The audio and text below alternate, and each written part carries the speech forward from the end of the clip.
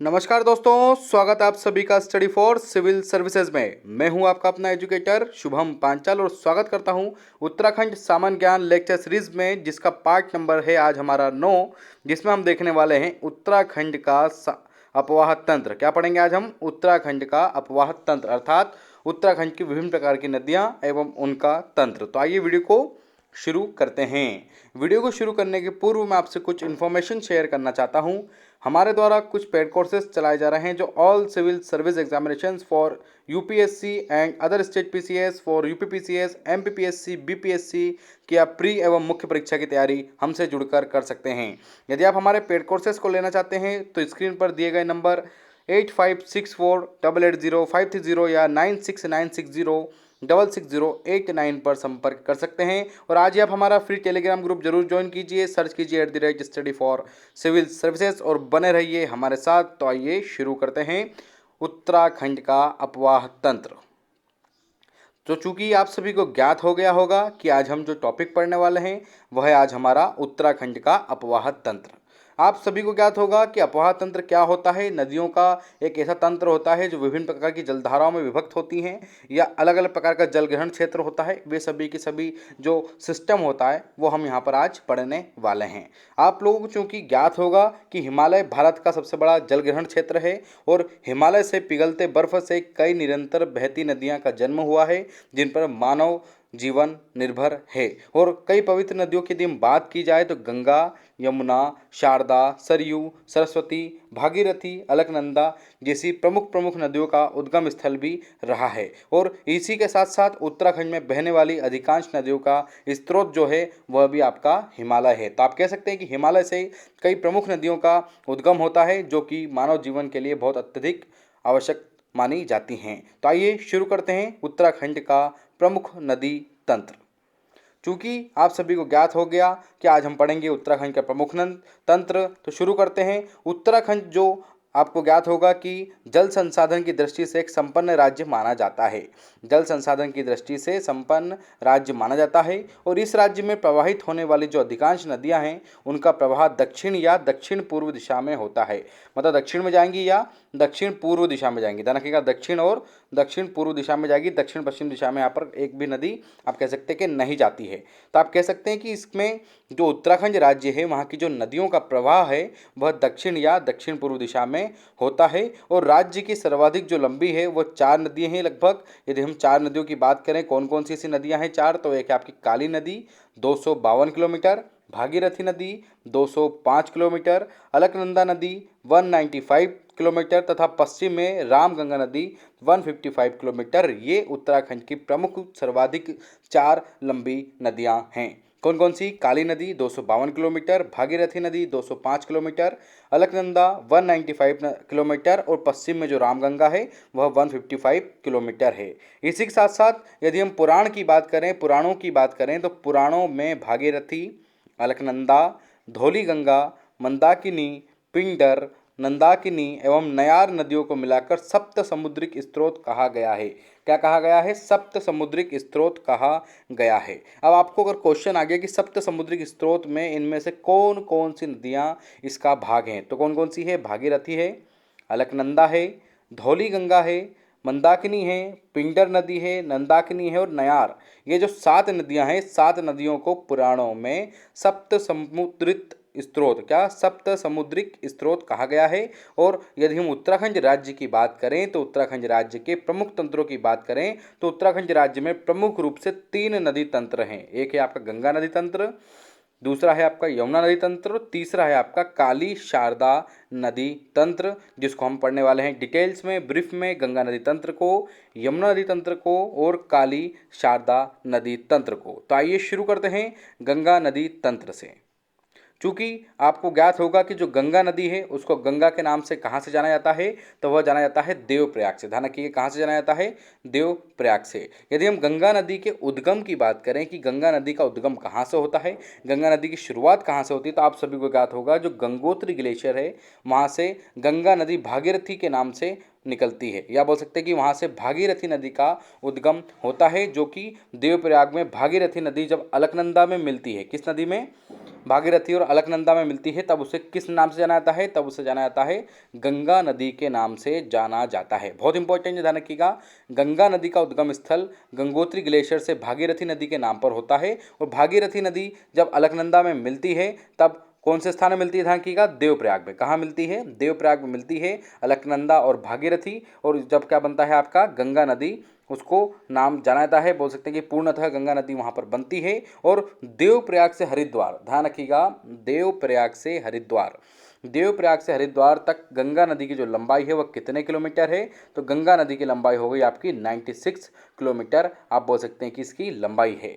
इसी के साथ साथ गंगा में पौड़ी के व्यास घाट के पास जो फूल चट्टी नामक स्थान है, वहाँ पर बाईं से दाईं ओर इसमें नादगंगा और आगे पढ़ने पर देहरादून में ऋषिकेश में चंद्रभागा नदी मिलती है। मतलब आप कह सकते हैं कि जो गंगा नदी है वह जब पौड़ी के व्यास घाट के पास जब फूल चट्टी नामक स्थान पर बाईं ओर से उसमें कौन सी नदी मिलती है? बाईं ओर से उसमें नंदा नदी, सॉरी, बाईं ओर से उसमें नाद गंगा नदी, क्षमा चाहता हूँ, बाईं ओर से उसमें नाद गंगा नदी मिलती है। और आगे बढ़ने पर देहरादून के ऋषिकेश में वहाँ पर चंद्रभागा नदी मिलती है। कौन सी नदी मिलती है?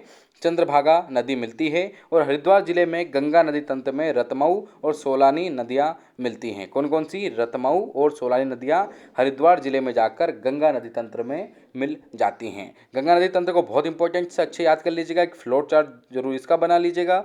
इसी के साथ साथ यदि हम बात करें गंगा नदी तंत्र के अंतर्गत, आप सभी को ज्ञात होंगे कि गंगा नदी के उपतंत्र भी हैं। गंगा नदी के उपतंत्र भी हैं। कौन कौन से उपतंत्र हैं? तो एक है आपका भागीरथी और दूसरा है आपका अलकनंदा उपतंत्र। कौन कौन से हैं गंगा नदी के दो उपतंत्र? आपके भागीरथी नदी उपतंत्र और अलकनंदा अलकनंदा उपतंत्र। यदि हम भागीरथी उपतंत्र की बात करें, यदि हम भागीरथी उपतंत्र को यहाँ पर देखें तो आइए भागीरथी उपतंत्र के बारे में चर्चा करते हैं।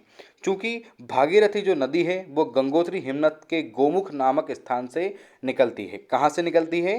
गंगोत्री हिमनद के गोमुख नामक स्थान से निकलती है, जो शिवलिंग शिखर के पास स्थिर है, जो कि शिवलिंग इस शिखर के पास स्थित है। और गंगोत्री से देवप्रयाग तक भागीरथी की लंबी की जो लंबाई है वह कितनी है? 205 किलोमीटर। ध्यान रखिएगा, गंगोत्री से देवप्रयाग तक जो भागीरथी नदी है उसकी लंबाई कितनी है? 205 किलोमीटर है। और जब यह अलकनंदा में मिल जाती है तो क्या नाम से बन जाती है? चूंकि आपको मैं बता चुका हूँ, गंगा नदी के नाम से बन जाती है। किस नाम से मिलती है फिर? ये गंगा नदी के नाम से आगे बढ़ती है। तो आप कह सकते हैं कि जो भागीरथी नदी है वो गंगोत्री हिमनद के गोमुख नाम से निकलती है, गोमुख स्थान से निकलती है। और गंगोत्री से देवप्रयाग तक भागीरथी की जो लंबाई है वह है आपकी 205 किलोमीटर। इसी के साथ साथ भागीरथी और अलकनंदा नदियों को सास बहू के नाम से भी जाना जाता है। अब एक सामान्य सा प्रश्न अगर आ गया कि सास बहू के नाम से जाने वाला कौन सी ऐसे है, तो आपको ज्ञात होना चाहिए ऐसी कौन सी नदियां हैं जिनको सास बहू के नाम से जाना जाता है। तो वह आपकी भागीरथी और अलक नदियों को सास बहू के नाम से जाना जाता है। इसी के साथ साथ गंगोत्री के यदि हम समीप की बात करें कि भागीरथी में मिलने वाली प्रमुख नदियां कौन कौन सी हैं, तो आइए देख लेते हैं कि गंगोत्री में मिलने वाली प्रमुख नदियां। तो गंगोत्री के समीप जब भागीरथी में जो नदियां मिलती हैं उसमें है आपकी रुद्रगंगा, जाह्नवी, जाड़ गंगा, जिसको जाह्नवी को जाड़ गंगा के नाम से भी जाना जाता है, सिया गंगा, मिलून गंगा, असीम गंगा, जटा गंगा जो जोगेश्वर धाम में स्थित है, ध्यान रखिएगा, और भिलंगना नदी और खतलिंग ग्लेशियर जो टिहरी से निकलती है, और गणेश प्रयाग जो पुराना टिहरी शहर है वहाँ पर भागीरथी नदी में जाकर मिलती है, जिसकी लंबाई की यदि बात करें तो इसकी लंबाई कितने किलोमीटर है? तो इसकी लंबाई हो गई आपकी 110 किलोमीटर। कितनी हो गई? 110 किलोमीटर। तो आप कह सकते हैं कि जो गंगोत्री है उसके समीप भागीरथी में मिलने वाली प्रमुख नदियों में रुद्रगंगा, जाह्नवी जाड़ गंगा, सिया गंगा, मिलून गंगा, असीम गंगा, जटा गंगा और भीलांगना नदी खतलिंग ग्लेशियर टिहरी से निकलती है और गणेश प्रयाग में जाकर भागीरथी नदी में जाकर मिल जाती है। और कितने किलोमीटर में मिलती है? लंबाई कितनी है इसकी? तो आपको ज्ञात हो गया होगा कि इसकी जो लंबाई है वह है आपकी 110 किलोमीटर। इसी के साथ साथ भिलंगना की जो सहायक नदियाँ हैं, यदि हम भिलंगना की सहायक नदियों की बात करें तो भिलंगना की जो सहायक नदियाँ हैं वह है मेदे गंगा, दूध गंगा, धर्म गंगा और बाण गंगा। कौन कौन सी हो गई आपकी? मेदे गंगा, दूध गंगा, धर्म गंगा और बाल गंगा। ध्यान रखिएगा, धर्म गंगा और बाल गंगा आपकी भिलंगना की सहायक नदी हैं। तो आइए अब देख लेते हैं हम नदी तंत्र या उपतंत्र और उसकी प्रमुख सहायक नदी। यह बहुत इंपॉर्टेंट टेबल है, ध्यान रखिएगा। नदी तंत्र, उपतंत्र या उसकी सहायक नदी। यदि हम यमुना नदी की बात करें तो चूंकि आपको ज्ञात होगा यमुना नदी की उपनदियों या सहायक नदियों की बात करें, क्षमा चाहता हूँ, यदि हम यमुना नदी की सहायक नदियों की बात करें तो ऋषिगंगा, हनुमान गंगा, कृष्णगाड़ गंगा, भद्रीगाड़, कमलगाड़, टोंस नदी, गिरी नदी और आसन नदी यमुना नदी की प्रमुख नदियां मानी जाती हैं। यदि हम गंगा तंत्र की सहायक नदियों की बात करें तो भागीरथी नदी, अलकनंदा नदी, नयार नदी, सोंग नदी, चंद्रभागा नदी, रतमऊ नदी, सोलानी नदी और बाणगंगा नदी गंगा तंत्र की प्रमुख सहायक नदी मानी जाती है। ध्यान रखिएगा, सोन नदी भी है उसमें। इसी के साथ साथ गंगा की उपतंत्र भागीरथी की बात करें तो गंगा की जो उपतंत्र भागीरथी नदी है, यदि हम उसकी सहायक नदियों की बात करें तो रुद्रगंगा, मिलून गंगा, केदार गंगा, जाह्नवी, शिव गंगा और भितंगना गंगा की जो भागीरथी नदी है उपतंत्र है, उसकी यदि हम यहाँ पर बात कर रहे थे प्रमुख नदियों की सहायक नदियाँ। आइए बात करते हैं गंगा की उपतंत्र अलकनंदा की सहायक नदियाँ कौन कौन सी हैं। तो अलकनंदा की यदि हम सहायक नदियों की बात करें तो लक्ष्मण गंगा, सरस्वती, विष्णु गंगा जो कि पूर्वी धौली गंगा के नाम से भी जानी जाती है, कालखिल्य, विरही गंगा जो कि रिथि के नाम से जानी जाती है, पाताल गंगा, गरुण गंगा, नंदाकिनी, पिंडर नदी, मंदाकिनी नदी, कंचन गंगा, क्षीर गंगा, कवन गंगा, अमृत गंगा और सोनधारा, ये गंगा की जो उपतंत्र है आपका अलकनंदा नदी है, जो कि बाद में भागीरथी से मिलती है, फिर गंगा बनती है और इसके साथ में जो इसकी प्रमुख सहायक नदियां हैं वो यहाँ पर आपको मैंने बताई है। इसी के साथ साथ गंगा की उपतंत्र यदि हम नयार की बात करें तो नयार में दो नदियां हैं इसकी सहायक नदियां, पश्चिमी एवं पूर्वी नयार इसकी प्रमुख सहायक नदियों में से एक है। यदि हम काली या शारदा नदी तंत्र की बात करें तो काली या शारदा नदी तंत्र में कुठियांगटी, पूर्वी धौली गंगा, गौरी गंगा, सरयू और लोहावटी ये काली शारदा तंत्र के अंतर्गत आती है। और काली की उपतंत्र या कुठियागटी की बात करें या काली की जो उपतंत्र है कुठियागटी नदी, उसकी यदि हम प्रमुख सहायक नदियों की बात करें तो उसमें संगचुमना, निकुर्ट और थुमका ये विभिन्न प्रकार की इसमें नदियां हमको देखने को मिलती है। इसी के साथ साथ काली की उपतंत्र जो पूर्वी धौली गंगा है, ध्यान रखिएगा, उसकी यदि सहायक नदियों की बात की जाए तो पूर्वी धौली गंगा की जो सहायक नदियां हैं उनमें शूनकल्पा, रामल, रमलगाड़, मदनकानी, गोखागढ़ ये विभिन्न प्रकार की जो बोल सकते हैं कि सहायक नदियां हैं वो किसकी हैं, पूर्वी धौली गंगा की सहायक नदियां हैं। इसी के साथ साथ जो काली की उपतंत्र है सरयू नदी, सरयू नदी की सहायक नदियों की बात की जाए तो सरयू नदी की सहायक नदियों में गोमती नदी, पूर्वी रामगंगा नदी, पनार नदी ये नदियां आपको यहाँ पर देखने को मिलती है। तो ये था, हमने एक टेबल यहाँ पर देखी जिसमें नदी और उनके उपतंत्र तथा उनकी सहायक नदियों के बारे में हमने यहाँ पर देखा। तो आइए अब शुरू करते हैं नेक्स्ट टॉपिक अलकनंदा उपतंत्र। चूँकि जिस प्रकार से अभी हमने भागीरथी नदी उपतंत्र पढ़ा है उसी प्रकार अब हम देखेंगे अलकनंदा उपतंत्र। अब आपको ज्ञात होगा अलकनंदा उपतंत्र के बारे में यदि बात करें तो यह चमोली के उत्तरी भाग में स्थित संतोपंथ, ध्यान रखिएगा सतोपंथ, संतोपंथ भी बोलते हैं, सतोपंथ शिखर के अलकापुरी बांक हिमनद से संतोपंथ ताल से निकलती है। ध्यान रखिएगा जो अलकनंदा नदी है, अलकनंदा नदी चमोली के उत्तरी भाग में स्थित सतोपंथ शिखर के अलकापुरी बांक हिमनद तथा सतोपंथ ताल से निकलती है और यह सतोपंथ से देवप्रयाग तक 195 किलोमीटर तक बहती है। कितने किलोमीटर तक बहती है? 195 किलोमीटर तक बहती है। और यदि हम अलकनंदा के प्राचीन नाम की बात करें तो अलकनंदा का जो प्राचीन नाम है वह है आपका विष्णु गंगा। अलकनंदा का जो प्राचीन नाम है वह क्या है आपका?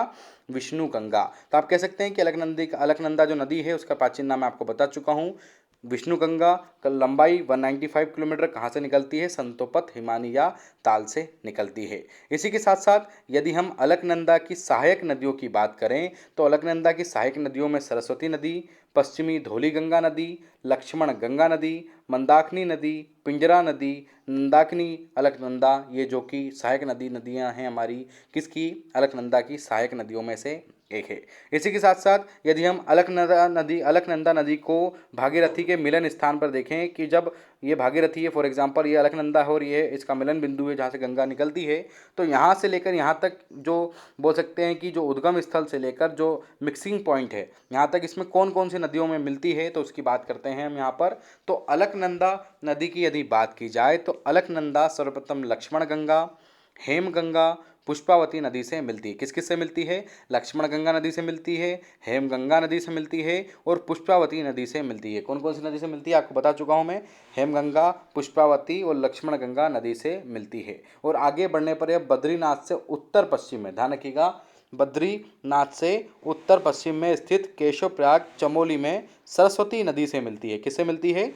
सरस्वती नदी से मिलती है। कहाँ पर? यह बद्रीनाथ से उत्तर पश्चिम में स्थित केशवप्रयाग चमोली में सरस्वती नदी से मिलती है। और गोविंद घाट अलकनंदा एवं लक्ष्मण गंगा के संगम पर अवस्थित है। ध्यान रखिएगा, जो गोविंद घाट है वो अलकनंदा और लक्ष्मण गंगा के संगम पर अवस्थित है। मतलब कह सकते हैं कि जो लक्ष्मण गंगा है और जो अलकनंदा है, जब दो नदियां आपस में मिलती हैं तब वो वाला क्षेत्र कौन सा है आपका, वो मिलन बिंदु कौन सा कहा जाता है? वह मिलन बिंदु गोविंद घाट के नाम से जाना जाता है। इसी के साथ साथ देवप्रयाग से राज्य की सीमा तक गंगा की यदि लंबाई की बात की जाए तो 196 किलोमीटर गंगा की लंबाई है। मतलब देवप्रयाग से राज्य तक की सीमा की यदि बात की जाए तो देवप्रयाग से राज्य तक की सीमा में गंगा की यदि लंबाई की बात की जाए तो गंगा की लंबाई 196 किलोमीटर है। और सरस्वती नदी कामेत चोटी के रत्नाकोना नामक स्थान से देवताल से निकलती है। चूंकि आपको ज्ञात होना चाहिए सरस्वती नदी कहाँ से निकलती है, तो आपको ज्ञात होना चाहिए कि जो सरस्वती नदी है, ध्यान रखिएगा, सरस्वती नदी कामेत चोटी के रत्नाकोना नामक स्थान से देवताल से निकलती है। कहाँ से निकलती है? देवताल से निकलती है और उत्तराखंड के पंचप्रयाग अलकनंदा के तट पर स्थित है। कहाँ पर स्थित है? उत्तराखंड के पंचप्रयाग अलकनंदा के तट पर स्थित है। ये थे आपके उत्तराखंड के बारे में हमने यहाँ पर देखा। उत्तराखंड में अलकनंदा नदी उपतंत्र को हमने यहाँ पर देखा। आइए अब बात करते हैं उत्तराखंड के पंचप्रयाग की।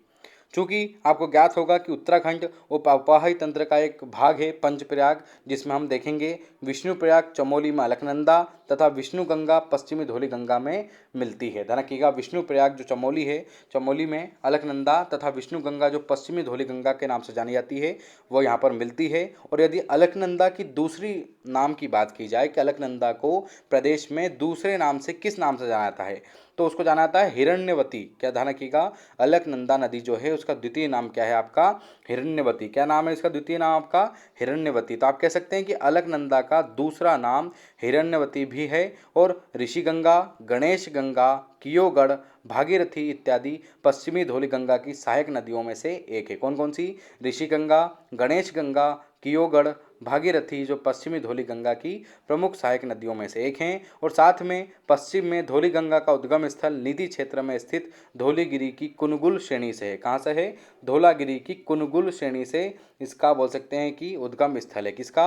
कि जो पश्चिम में जो धौली गंगा है उसका उद्गम स्थल नीति क्षेत्र में धौलागिरी की कुनगुल श्रेणी से इसका उद्गम होता है। फिर से रिपीट करूंगा, किस नदी का? तो ध्यान रखिएगा, धौली गंगा नदी का वहाँ पर उद्गम होता है। इसी के साथ साथ नंदप्रयाग चमोली में इससे अलकनंदा और नंदाकिनी नदी मिलती है। ध्यान रखिएगा, नंदप्रयाग चमोली में इससे अलकनंदा और नंदाकिनी नदी मिलती है, जो त्रिशूल पर्वत के निकट ही नंदा घुघुटी से निकलती है। ध्यान रखिएगा, जो त्रिशूल पर्वत के निकट ही नंदा घुघुटी से निकलती है। कहाँ से निकलती है? नंदा घुघुटी से निकलती है। और कर्णप्रयाग जो कि चमोली में है, में पिंडारी नदी पिंडारी ग्लेशियर से निकलती है। ध्यान रखिएगा, पिंडारी नदी कहाँ से निकलती है आपको ज्ञात होना चाहिए। तो कर्णप्रयाग में जो चमोली जिला है उसमें पिंडारी नदी पिंडारी ग्लेशियर से निकलती है और कर्णप्रयाग में अलकनंदा नदी में मिल जाती है। मतलब जो पिंडारी नदी है वो किसकी सहायक नदी हुई? तो पिंडारी जो नदी है वो आपकी अलकनंदा की सहायक नदी हुई। और इसकी लंबाई की यदि बात की जाए तो जो पिंडारी नदी है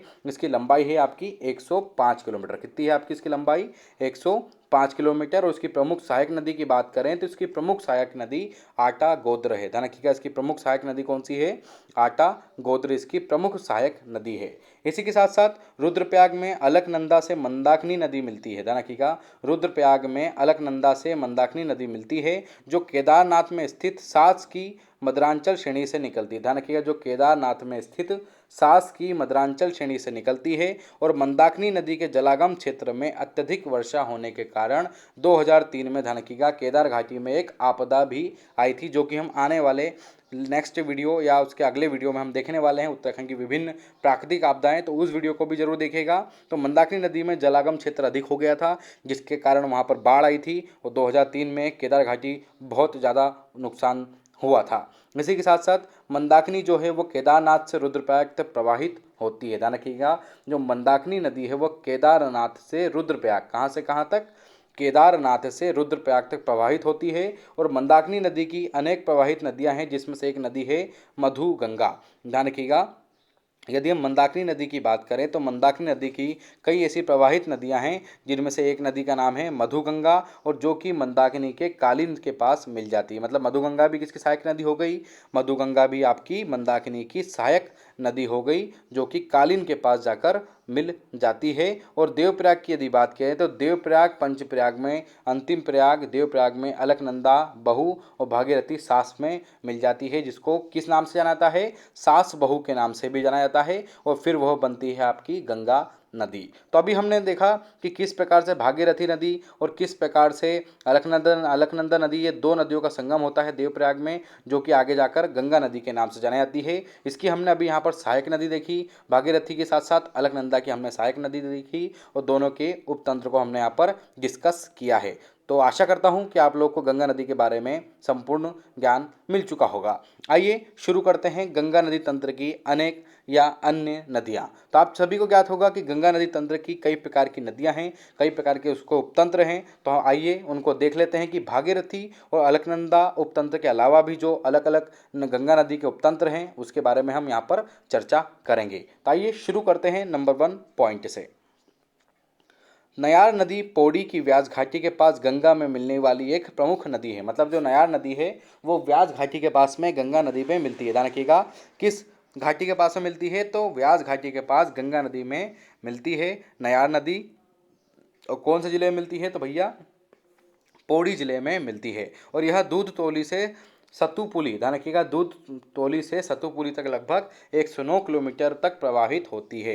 यह दूध तोली से सतुपुली तक लगभग 109 किलोमीटर तक प्रवाहित होती है। तो भैया कह सकते हैं नयार नदी की लंबाई कितनी हो गई, तो नयार नदी की लंबाई हो गई आपकी 109 किलोमीटर। इसी के साथ साथ अगली बात करते हैं तो पश्चिमी रामगंगा नदी, जो कि आपको ज्ञात होगा कि पौड़ी, चमोली तथा अल्मोड़ा में स्थित जो दूधा तोली है, ध्यान रखिएगा, पौड़ी, चमोली और अल्मोड़ा के, ध्यान रखिएगा, पौड़ी, चमोली और अल्मोड़ा में जो दूधा तोली नामक श्रेणी है, वहाँ से पश्चिमी रामगंगा नदी निकलती है।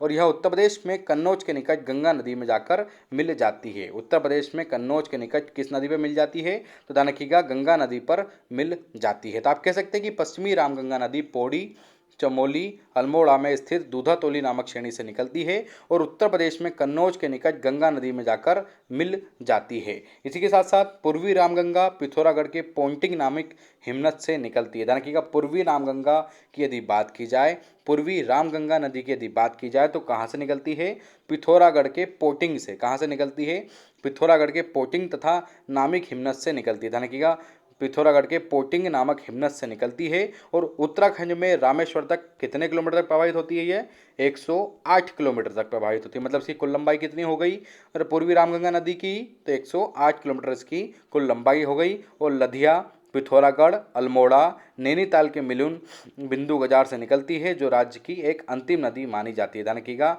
जो लधिया, पिथौरागढ़, अल्मोड़ा व नैनीताल के मिलन बिंदु गजार से निकलती है, जो कि राज्य की अंतिम नदी मानी जाती है। और कोसी नदी की बात करें, कोसी, कोसिला उत्तराखंड के कोसानी, अल्मोड़ा और नैनीताल आदि में 68 किलोमीटर के बहने के बाद सुल्तान नामक स्थान पर राज्य से बाहर निकलती है। किस स्थान से बाहर निकलती है, सुल्तान नामक राज्य से स्थान पर बाहर निकलती है। कितने किलोमीटर में है बहाव क्षेत्र, 68 किलोमीटर में इसका बहाव क्षेत्र है। और यह एक उत्तरमुखी नदी है, ध्यान रखिएगा, जो कि हिमनद से नहीं निकलती। देखिए बहुत इंपॉर्टेंट है कि भैया अभी तक हम देख रहे थे कि हिमालय से ही निकल रही हैं सारी नदियां, परंतु एक ऐसी नदी है उत्तरमुखी नदी जो हिमनद से नहीं निकलती है। ध्यान रखिएगा, कोसी कोसिला, जो कि उत्तरी, ये नदी का नाम है कोसी कोसिला, जो उत्तराखंड के कोसानी, अल्मोड़ा और नैनीताल आदि में से 68 किलोमीटर में बहती है। मान रहे क्या, 3 जिलों में बहती है। और यह हिमनद से नहीं निकलती है। ध्यान रखिएगा, कहाँ से नहीं निकलती है, हिमनद से नहीं निकलती है। एकमात्र उत्तरमुखी नदी है उत्तराखंड राज्य के लिए। और देवगाड़, मिलोनगाड़ और सुमालीगाड़, ये जो 3 नदियां हैं, ये तीनों की तीनों नदियां कोसी नदी की सहायक नदी मानी जाती हैं। कौन कौन सी, देवगाड़, मिलोनगाड़ और सुमालीगाड़ कोसी नदी की 3 प्रमुख सहायक नदी मानी जाती हैं। तो अभी हमने देखा गंगा नदी उपतंत्र के बारे में और उत्तराखंड की प्रमुख नदियों के बारे में तथा उनके उपतंत्र के बारे में। तो आइए अगले टॉपिक की ओर चलते हैं। अगला टॉपिक है हमारा कुछ प्रमुख नदी बेसिन क्षेत्र। हम देखने वाले हैं कुछ प्रमुख नदी और उनके विभिन्न प्रकार के बेसिन क्षेत्र। तो आइए शुरू करते हैं। इस तरफ दे रखा है नदी बेसिन का क्षेत्र और एक तरफ दे रखा है आपका वर्ग किलोमीटर। ध्यान रखिएगा, एक तरफ क्या दे रखा है आपका वर्ग किलोमीटर। यदि काली शारदा की बात करें तो काली शारदा जो नदी है उसके क्षेत्रफल की बात करें तो 11,467 किलोमीटर स्क्वायर में यह है। अलकनंदा नदी की बात करें तो 10,951 किलोमीटर स्क्वायर इसका क्षेत्रफल है। यदि भागीरथी नदी की बात करें तो 7,880 किलोमीटर आप बोल सकते हैं कि इसका क्षेत्र है या बेसिन क्षेत्र है, एक ही बात होती है। यदि कोसी नदी की बात की जाए तो कोसी नदी में 6,753 किलोमीटर स्क्वायर आप कह सकते हैं कि कोसी नदी। रामगंगा नदी की बात की जाए तो रामगंगा नदी में 6,205 किलोमीटर स्क्वायर। यमुना नदी की बात की जाए तो यमुना नदी 2,404 किलोमीटर स्क्वायर। यदि टोंस नदी की बात की जाए तो टोंस नदी 2,390 किलोमीटर और नयार नदी की बात की जाए तो नयार नदी 1,921 किलोमीटर स्क्वायर क्षेत्र में फैली हुई है। तो अभी हमने देखा कि ये जो प्रमुख प्रमुख नदियां हैं और इनके बेसिन क्षेत्र को हमने देखा है जो कहीं ना कहीं एग्जाम्स के लिए बहुत इम्पोर्टेंट होता है। चूँकि अभी हम इसके पूर्व पढ़ रहे थे गंगा नदी तंत्र, आज हम शुरू करेंगे यमुना नदी तंत्र। तो आइए शुरू करते हैं यमुना नदी तंत्र।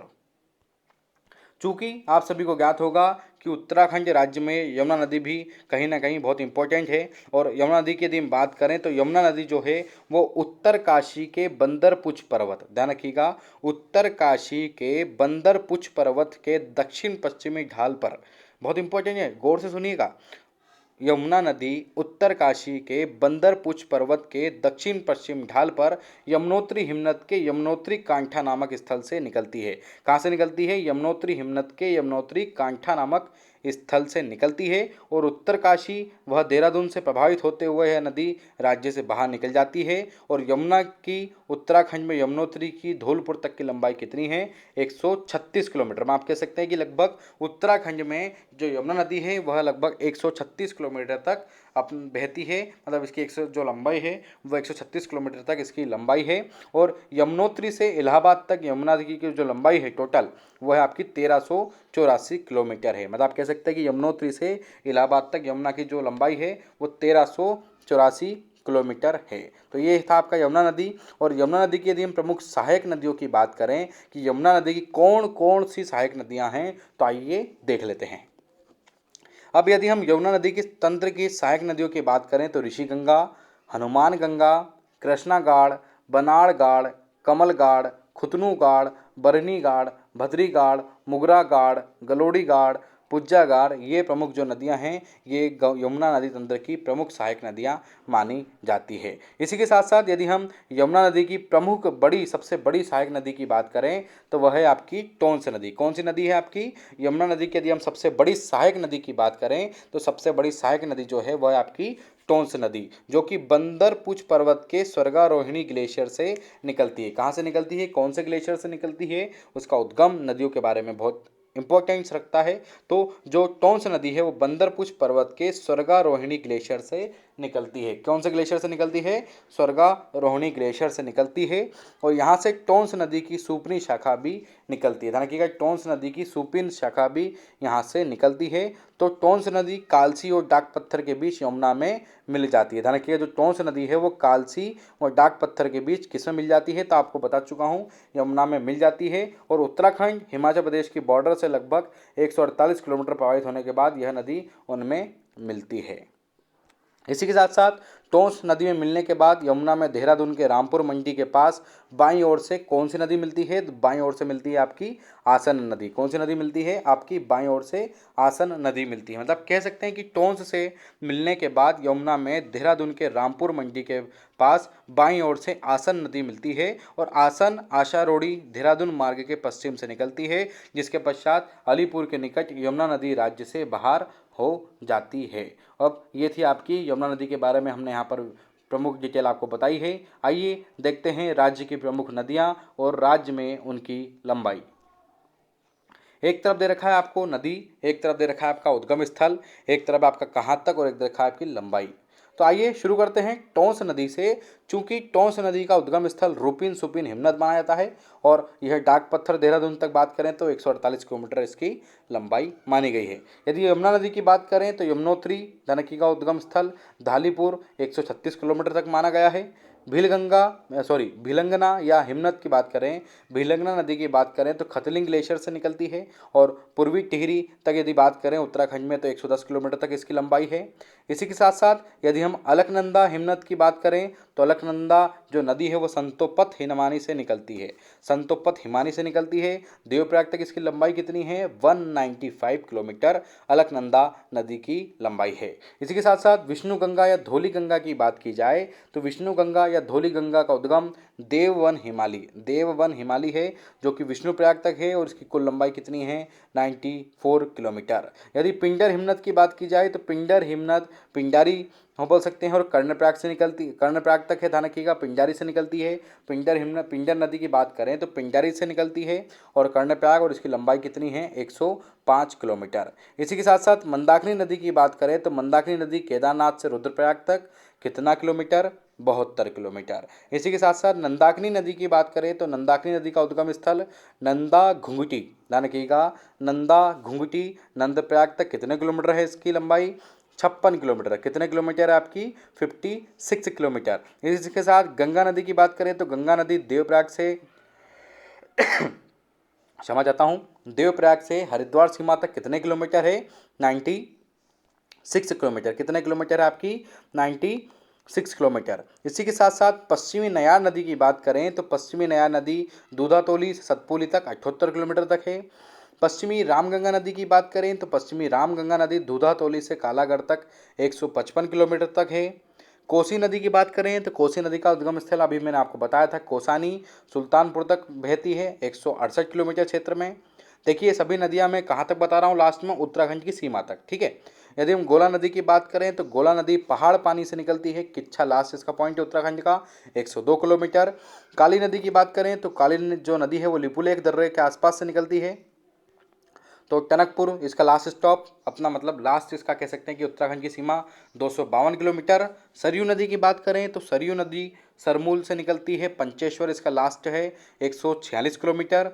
पूर्वी रामगंगा हिमनद या पूर्वी रामगंगा नदी की बात की जाए तो पोंटिंग से निकलती है। कहाँ से निकलती है? पोंटिंग से निकलती है। रामेश्वर इसका लास्ट स्टॉप है 108 किलोमीटर उत्तराखंड में। और लास्ट है हमारा गौरी गंगा जो कि मिलम से निकलती है और लास्ट इसका क्या है? जोलजीवी जो कि है आपकी 104 किलोमीटर। तो ये थी एक टेबल जिसमें हमने क्या क्या देखा। इसमें हमने देखा कि किस प्रकार कौन सी नदी प्रमुख जो कहाँ से कहाँ तक है, मतलब कौन सी नदी का उद्गम स्थल कहाँ है और कहाँ तक मतलब उत्तराखंड की सीमा में कितने किलोमीटर की लंबाई पर वह नदी हमको देखने को मिलती है। ये चीज़ अभी हमने यहाँ पर देखी। आइए अब बात करते हैं काली शारदा नदी तंत्र के बारे में। अभी हमने गंगा नदी तंत्र पढ़ा, उसके बाद गंगा नदी तंत्र के भागीरथी और अलकनंदा तंत्र पढ़ा जो कि उसके उपतंत्र माने जाते हैं। इसी के बाद हमने पढ़ा था यमुना नदी तंत्र, उसके बाद हम पढ़ रहे हैं काली शारदा नदी तंत्र या सबसे पूर्वी नदी तंत्र माना जाता है काली शारदा नदी तंत्र को। तो आइए शुरू करते हैं काली शारदा नदी तंत्र। चूँकि यह नदी पिथौरागढ़ के सुदूर उत्तर में तिब्बत बॉर्डर के निकट स्थित जास्कर श्रेणी के पूर्वी ढाल पर लिपुलेख के निकट स्थित काला पानी नामक जो व्यास आश्रम के नाम से जाना जाता है वहाँ से निकलती है। कहाँ से निकलती है भैया? काला पानी नामक व्यास आश्रम स्थल से निकलती है। कहाँ से निकलती है? काला पानी नामक व्यास आश्रम स्थल से निकलती है और ये किसके निकट है? लिपुलेख के निकट है जो कि तिब्बत बॉर्डर के आसपास आता है और जास्कर श्रेणी के पूर्वी ढाल पर आता है। इसी के साथ साथ इसके उद्गम स्थल को मिलम भी कहा जाता है। इसका उद्गम स्थल को मिलम भी कहा जाता है। तो देखिए आप कभी कभी कन्फ्यूज़ हो जाता है, ऐसे क्वेश्चन आ जाते हैं तो इसमें कन्फ्यूज़ मत होइएगा। मिलम भी कहा जाता है और व्यास आश्रम के स्थल के आसपास भी निकलती है ऐसा भी माना जाता है। और स्थानीय भाषा में इस नदी को काला पानी गाड़ या पकाली गंगा कहा जाता है। काला पानी गाड़ पाकाली गंगा के नाम से किस नदी को माना जाता है? तो कौन सी नदी को माना जाता है? तो वो माना जाता है काली या शारदा नदी को माना जाता है। किस नाम से? काला पानी गाड़ और पाकाली गंगा के नाम से काली शारदा नदी तंत्र को माना जाता है। यह नदी उत्तराखंड में लिपुलेख से टनकपुर तक 252 किलोमीटर तक बहती है। लिपुलेख से टनकपुर तक 252 किलोमीटर तक यह नदी बहती है। इसी के साथ साथ काली शारदा नदी को स्कंद पुराण में श्याम नदी भी कहा गया है। ध्यान रखिए, काली शारदा नदी को स्कंद पुराण में श्यामा नदी भी कहा गया है। क्या कहा गया है? श्यामा नदी भी कहा गया है। और काली नदी की जो गंगा की प्रवाह है, जिसका जो वृद्धि में प्रमुख स्थान है वो है आपका कल्याणी और कुथियांगसी नाम से इसको भी जाना जाता है। ध्यान रखिएगा, जो गंगा की प्रवाह वृद्धि बढ़ाती है, मतलब आप कह सकते हैं कि गंगा नदी की जो स्पीड बढ़ाती है वाटर की, वह बढ़ाती है काली नदी। मतलब काली नदी जब गंगा नदी मिलती है तो उसका जो तेज है, जो उसका वेग है, जो उसकी वृद्धि हो जाती है। और काली नदी या शारदा नदी को स्कंद पुराण में क्या कहा गया है? श्यामा नदी कहा गया है। और स्थानीय भाषा में इसको कल्याणी या कुथियांगसी के नाम से भी इसको जाना जाता है। तो ये था, अभी हमने देखा काली नदी तंत्र के बारे में यदि हमने पढ़ा है। आइए शुरू करते हैं अगला तंत्र, जिसको नाम है कठियांगटी उपतंत्र, पूर्वी धौली गंगा उपतंत्र या गौरी गंगा उपतंत्र। ध्यान रखिएगा, कठियांगटी उपतंत्र, पूर्वी धौली गंगा उपतंत्र और गौरी गंगा उपतंत्र के बारे में अब हम यहाँ पर पढ़ेंगे। और देखिए, जो कठियांगी उपतंत्र है, पूर्वी धौली गंगा उपतंत्र और जो गौरी गंगा उपतंत्र है, ये सरयू उपतंत्र और काली नदी इसके प्रमुख सहायक उपतंत्र माने जाते हैं। कौन कौन से? काली नदी के प्रमुख सहायक उपतंत्रों में से आती है। तो आइए शुरू करते हैं काली नदी के प्रमुख सहायक उपतंत्र। देखिए, यदि काली नदी के प्रमुख सहायक उपतंत्र की बात की जाए तो उसमें सर्वप्रथम आता है आपका कुठियांगटी उपतंत्र। सर्वप्रथम कौन सा आएगा आपका? कुठियांगटी उपतंत्र। कुठियांगटी उपतंत्र जैक्सन श्रेणी के, ध्यान रखिएगा, जैक्सन श्रेणी के पश्चिम ढाल से निकलती है। ध्यान रखिएगा, कुठियांगटी नदी जैक्सन श्रेणी के पश्चिमी ढाल से निकलती है और यह काली नदी की प्रारंभिक सहायक नदी है। ध्यान रखिए, क्वेश्चन अगर आ गया कि काली नदी की प्रारंभिक सहायक नदी कौन सी है, तो वह है आपकी कुठियांगटी काली नदी की प्रारंभिक सहायक नदी है। इसी के साथ साथ पूर्वी धौली गंगा उपतंत्र। ध्यान रखिएगा, माफी चाहूँगा, लोकतंत्र लिखा गया गलती से, वह है आपका उपतंत्र। हाँ, तो पूर्वी धौली गंगा उपतंत्र।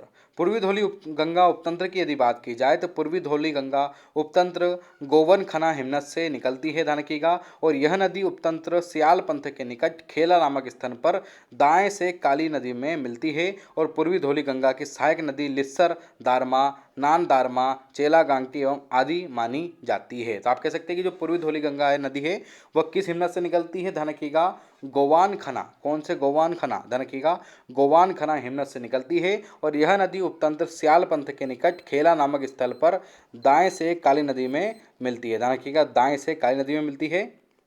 और यदि इसकी सहायक नदियों की बात की जाए तो लिस्सर, नानदारमा, चेला गांगटी ये प्रमुख इसकी सहायक नदी मानी जाती है पूर्वी धौली गंगा उपतंत्र, माफ कीजिएगा, उपतंत्र में।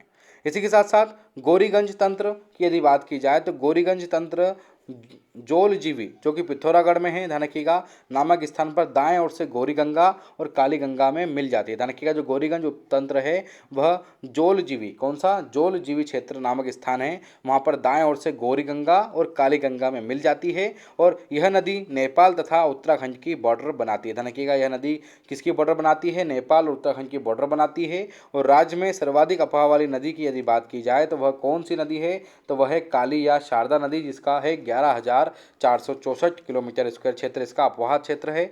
और गौरी गंगा की सहायक नदी की बात करें तो गौरी गंगा की सहायक नदी रमलगाड़, मधकाली और गोमखागाड़ आप कह सकते हैं कि गौरी गंगा की प्रमुख सहायक नदियां मानी जा सकती हैं। तो राज्य में सर्वाधिक अफवाह वाली नदियों की यदि बात करें तो राज्य में सर्वाधिक अफवाह वाली नदी काली नदी है या शारदी नदी है। ध्यान रखिएगा, 11,464 किलोमीटर स्क्वायर तक। आइए नेक्स्ट उपतंत्र की ओर चलते हैं। अगला उपतंत्र है आपका सरयू उपतंत्र। सरयू उपतंत्र की यदि बात की जाए तो काली नदी को सबसे अधिक जल राशि देने वाली पवित्र नदी कौन सी है? कुमायूं की सरयू। ध्यान रखिएगा, इसको किस नाम से जाना जाता है? कुमायूं की सरयू के नाम से जाना जाता है। ध्यान रखिएगा, तो काली नदी को सबसे अधिक जलराशि देने वाली जो पवित्र नदी है वो कौन सी है? कुमाऊं की सरयू नदी है, जो कहाँ से निकलती है? आपकी निकलती है बागेश्वर से। कहाँ से निकलती है? बागेश्वर से निकलती है। और सरयू नदी बागेश्वर तथा रामेश्वर आदि स्थानों पर 146 किलोमीटर क्षेत्र पर प्रभावित होती है। ध्यान रखिएगा, 146 किलोमीटर तक प्रभावित होती है और पंचेश्वर पहुंचकर काली नदी में मिल जाती है। किस नदी में मिल जाती है? पंचेश्वर पहुंचकर काली नदी में मिल जाती है। और क्षेत्र की प्रमुख नदियों की बात करें तो रामगंगा, कोसी, गोला इसकी प्रमुख सहायक नदियां हैं। और पूर्वी समगंगा की सहायक नदियां भूजय, लिगाड़, गरगतिया, काला पानी गाड़, बेरल गाड़ आदि इसकी प्रमुख सहायक नदियाँ मानी जा सकती हैं। तो सरयू उपतंत्र की यदि बात करें तो सरयू नदी जो है आपको बता चुका हूँ कि यह कुमाऊं की सरिया के नाम से भी जाती है। कहाँ से निकलती है? बागेश्वर से निकलती है। लंबाई कितनी है? 146 इसकी लंबाई है। तो आइए अब हम बात करते हैं। आज हमारी नदियाँ हमने ख़त्म कर दी, नदियों के उपतंत्र हम समाप्त कर चुके हैं। आइए शुरू करते हैं प्रमुख नदियों के किनारे अवस्थित नगर और कस्बे कि भैया कौन कौन से क्षेत्र में कौन कौन से नगर आसपास कस्बे बसे हैं। तो आइए शुरू करते हैं काली नदी से। तो काली नदी 252 किलोमीटर है धनकी का। टनकपुर, जौलजीबी, झूलाघाट, मपील और जिपजी यह बोल सकते हैं कि प्रमुख नगर इस नदी के आसपास है बसे हुए हैं। यदि भागीरथी नदी के आसपास बसे हुए क्षेत्रों की बात की जाए तो गंगनानी, मनेरी, उत्तरकाशी, देवप्रयाग, मेरुघोटी आदि माने जाते हैं। यदि अलकनंदा की बात की जाए तो अलकनंदा 195 किलोमीटर, जोशीमठ, बद्रीनाथ, नंदप्रयाग, श्रीनगर, कर्णप्रयाग, गोपेश्वर आदि बोल सकते हैं कि इसके नदी के आसपास के क्षेत्र माने जा सकते हैं। यदि कोसी नदी की बात करें तो कोसी नदी 168 किलोमीटर, कोसानी, कोसी, खेरेना, रामनगर ये इसके किनारे बसे हुए नगर आते हैं। यदि पश्चिमी रामगंगा की बात करें तो 155 किलोमीटर लंबाई है। गेंडसेण, चौखुटिया, भलागढ़ आदि बोल सकते हैं इसके प्रमुख नगर हैं। सरयू नदी की बात की जाए तो सरयू नदी 146 किलोमीटर, बैजनाथ, बागेश्वर, शेराघाट आदि से संबंधित है। यदि यमुना नदी की बात की जाए तो यमुना नदी में 136 किलोमीटर, जानकी, चट्टी, फूल चट्टी, हनुमान चट्टी, कालसी और लाखामंडल जो नगर हैं वो यमुना नदी के किनारे बसे हुए हैं। यदि भिलंगना नदी की बात करें तो भिलंगना नदी के पास 110 किलोमीटर के क्षेत्र में गंगी, गंवाड़, नई टिहरी आदि क्षेत्र बसे हुए हैं। यदि पूर्वी रामगंगा नदी की बात की जाए तो पूर्वी रामगंगा नदी 108 किलोमीटर, रामेश्वर और विर्थी ये बसे हुए दो नगर हैं। इसी के साथ साथ पिंडर नदी की बात करें जो कि पिंजारी से निकलती है 105 किलोमीटर, सिमली, भराल, बगड़ आप हो सकते हैं कि इसके प्रमुख बसे हुए नगर क्षेत्र हैं। इसी के साथ साथ गौरी गंगा की बात करें तो गौरी गंगा 104 किलोमीटर, मिलम, रिलकोट, बरम आदि बोल सकते हैं इसके प्रमुख क्षेत्र माने जा सकते हैं।